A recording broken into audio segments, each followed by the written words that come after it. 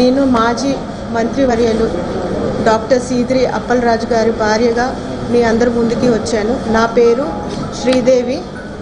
ఇవాళ ఒక రాజకీయ నాయకుడిగా భార్యగా నేను మీ ముందుకి రావడం కాకుండా ఒక తల్లిగా కూడా ప్రజలందరి ముందుకి రావడం జరిగింది. గత కొన్ని రోజులుగా నడుస్తున్న రాజకీయ కక్షలు, దాని మీద జరుగుతున్న విభేదాలు కోసం మాట్లాడడానికి మీ ముందుకి వచ్చాను. ఈ కక్షల పరంగా మా కుటుంబం ఇబ్బందులు చాలా మటుకు గురయ్యాయి. ఈరోజు ఈ ప్రభుత్వం ఒక రోడ్ యాక్సిడెంట్ని హత్య నేరం కింద మార్చి దాన్ని విక్రీకించి దానికోసం ఇంకా వేరే వేరే కథనాలు అల్లి ఒక చిన్న పిల్లాడు, చదువుకునే పిల్లాడు, అలాగే వాళ్ళ స్నేహితుడు, అలాగే మా ఆయన అందరికీ కూడాను లేనిపోని నిందలు వేసి అరెస్ట్ చేసి జైలుకి పంపించడం జరిగింది. ఒక తల్లిగా చంద్రబాబు నాయుడు గారికి అడగాలనుకుంటున్నాను. అది ఏమంటే, చిన్నపిల్లలు రాజకీయాలు చేయకుండా, కక్షపూర్తిగా రాజకీయాలు చేయకుండా, ఒకవేళ రాజకీయ కక్షలు, రాజకీయ విభేదాలు ఏమైనా ఉంటే మా ఆయన అప్పలరాజు గారి మీద పోరాడండి. చిన్నపిల్లల మీద రాజకీయాలు చేసి హత్య నేరం కింద మార్చి దాన్ని విక్రీకించి దాన్ని ముందుకు తీసుకెళ్ళడం ఎక్కడి వరకు న్యాయమని ప్రతి ఒక్కరికి అడుగుతున్నాను. ఈరోజు గత 10 సంవత్సరాలుగా మేము అధికారంలో ఉన్నాము. అధికార పార్టీగా అలాగే ప్రతిపక్ష పార్టీగా మేమందరూ కూడా మీ ముందునే ఉన్నాము. అధికార విభేదాలు అలాగే అధికారంగా ఏమైనా ముందుకు తీసుకొని వెళ్ళాలంటే ప్రతి ఒక్క దాంట్లో కూడా పనిచేసాం. కానీ మేము ఏ పార్టీ కోసం కుటుంబ రాజకీయాలు అయితే మేము ఎప్పుడు కూడా చేయలేదు.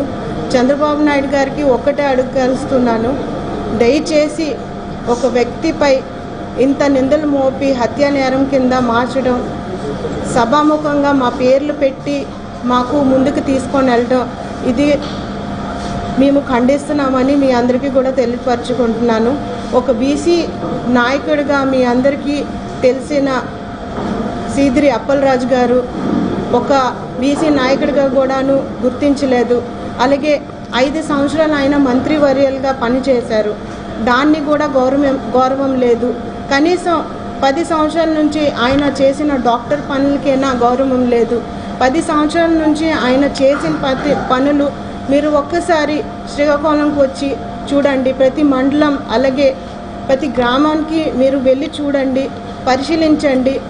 నిమ్మాడ అవనివ్వండి, లేకపోతే కోటబొమ్మలు అవనివ్వండి, నందిగామ అవనివ్వండి, టెక్కలు అవనివ్వండి, పలాస మండలం, మా వజ్రకొత్తూరు మండలం, మన్సా మండలం అవనివ్వండి, కంచిలి మండలం, అలాగే ఇచ్చాపురం, అంతేందుకు పక్క రాష్ట్రమైన ఒరిస్సా నుంచి కూడా చాలామంది పేషెంట్లు మా వరకు వచ్చడం, అక్కడ పని చేసుకోవడం, ఆయన వైద్య మిత్రుడిగా ఆయన ముందుకు తీసుకొని వెళ్ళడం, ఎంతోమందికి ప్రాణం పోయడం అన్నీ కూడా మీరు ఒకసారి పరిశీలిస్తే మీకు తెలుస్తుంది.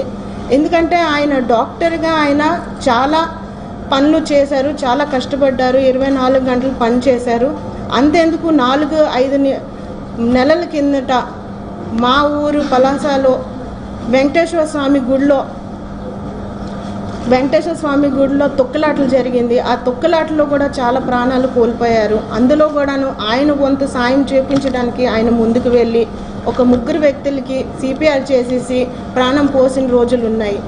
ఇంత కూడా జరుగుతున్నప్పటికీ కూడాను ఒక డాక్టర్ చేసిన మంచిని తీసుకొని వెళ్ళి క్రిమినల్గా నిందితుడిగా నిలబెట్టడం ఎంతవరకు న్యాయం అని ప్రతి ఒక్కరికి అడుగుతున్నాను.